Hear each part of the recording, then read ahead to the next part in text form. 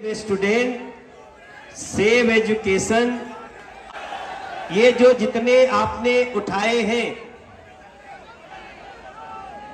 इनके समर्थन में कितने लोग हाथ उठाना चाहते हैं? बहुत अच्छी बात है।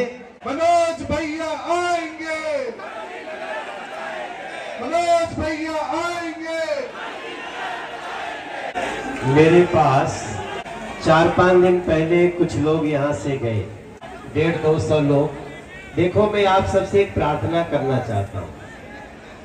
मैं आपका सांसद हूँ इस क्षेत्र का। मेरा काम है आपकी सारी बातों को सुनूं, उस पर विचार करते हुए उसको सही जगह पहुंचाऊं। मैं आज आप सबकी बातों को सुनने और समझने आया। जिन लोगों को लगता है कि भैया मेरी बात अनसुनी रह गई, उन लोगों को, जो यहां जिन्होंने हमें बुलाया, अगर कुछ लोगों का विचार उनसे अलग है तो मैं कल उनको 10 बजे अपने आवास पे आमंत्रित करता हूं। आप आइए। आप ये मत सुनो कि मैं ये बात सुनूंगा और आज ही कोई फैसला कर लिया और आप सोचोगे कि अरे मुझे तो सुना नहीं गया। तो मैं, अगर कोई दूसरा पक्ष हो तो मैं आपको सुनने को तैयार हूं। रूम रेंट ना, हाँ, अरे तो मुझे बोलने तो दो। लाइब्रेरी, छात्रावास, और इसके बाद भी उन्होंने कहा रहना खाना अनुकूल नहीं है, आपने शब्द प्रयोग किया। अब देखो, मुझे बताओगे तभी तो मुझे पता चलेगा। छात्रावास की जो समस्या आती है, जिसके कारण आपको बहुत किराए पे जाना पड़ता है, बहुत सारे किराए लगते हैं, ब्रोकरेज भी बहुत लगते हैं। ये बात हमारे ध्यान में अभी 5-6 दिन के अंदर आई है कि मुखर्जी नगर जिस तरह से पहचान है उसको बनाए रखा जाए, इसको कोई डिस्टर्ब करने वाली शक्ति हमारे बीच में न आए। मैं इसका पक्षधर हूं।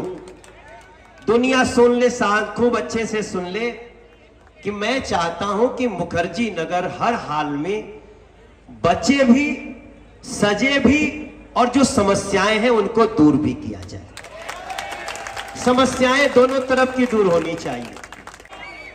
जो अधिकारी नियमों का बिना ध्यान दिए या कोर्ट के गलत इंटरप्रिटेशन करके जिन लोगों ने आपको तकलीफ दिया है, उसको 24 घंटे के अंदर सजा देंगे, ये आप याद कर लीजिए। 24 घंटे के अंदर। मैं बड़ी विनम्रता से बोलता हूं, ये सिर्फ मनोज तिवारी के चाहने से नहीं होगा। मैं आपका सांसद हूं। मैं आने से पहले एलजी महोदय को भी सूचना दिया हूं। उन्होंने बोला मुझे पूरी जानकारी दीजिए, और उन्होंने भी कहा कि अगर किसी ने भी नियम कानून के विरुद्ध या कोर्ट के किसी निर्णय, नोटिफिकेशन का, निर्णय का गलत इंटरप्रिटेशन किया तो सजा का भागीदार होगा।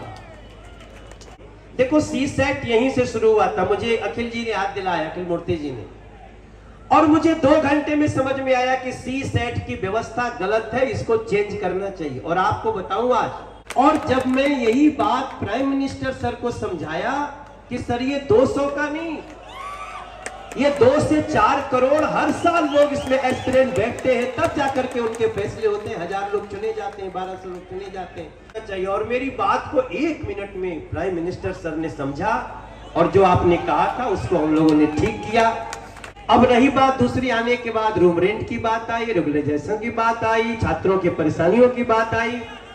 अब मैं इस विषय को भी इसमें समाहित करूंगा। सभी ऐसे लोग कृपया नोट करें कि आपको अपनी अपनी बिल्डिंग का मीटर बाहर लगाने की व्यवस्था करनी चाहिए। ठीक है ना? ये बहुत इंपॉर्टेंट बात आई है। दूसरी, हम लोग फायर ऑडिट की बात करते हैं, लेकिन आज तक किसी ने इलेक्ट्रिक तार किन ऑडिट की बात नहीं किया। ये तारों का जो झुरमुट है ये भी तो सरकार की जिम्मेदारी है। फायर के चीफ को बुलाऊंगा और हम चाहते हैं कि इलेक्ट्रिक ऑडिट भी हो कि आपने क्या व्यवस्था की है, किस तरह से आग लगती है। मुझे लगता है इसके लिए तैयार भी होंगे सब लोग।